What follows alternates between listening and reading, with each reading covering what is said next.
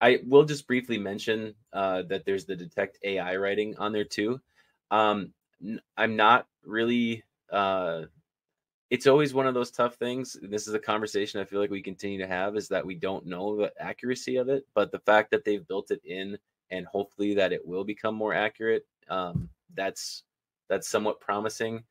Um, like the reason I wanted to use this example too is that with the AI writing part, well, Jeremy and I both know that we've done had some of our edits made by checking with Chat GPT and having it give us a more concise wording for what we say. Not always, like a lot of times we edit it ourselves, but there definitely has been times. So this is something where, I think we would want to do a little bit more testing and see what that comes up with. But um, it's saying unlikely, and I know that we've at least done some copy and pasting from ChatGPT, so that's somewhat concerning. But still, hopefully, it gets better.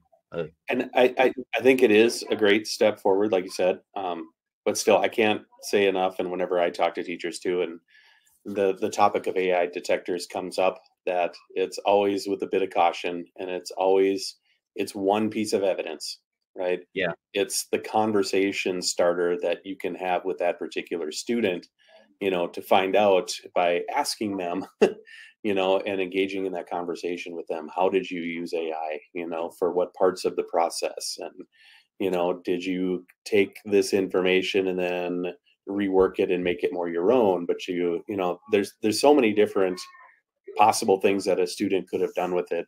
To just give them a 0 without really seeing that process all the way through, in my mind, does a disservice.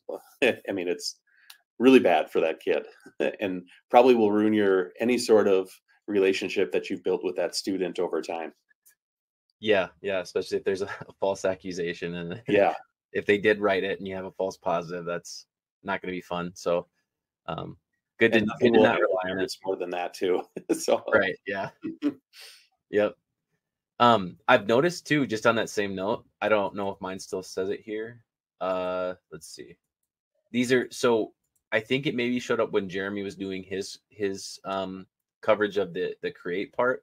But when you generate things, what I did notice is that when Brisk makes something, which I had it make these as well, it'll have a little disclaimer that pops up over the Google Doc at the top, actually talking about that very thing about not just fully relying on the AI and making sure that you're still looking things over.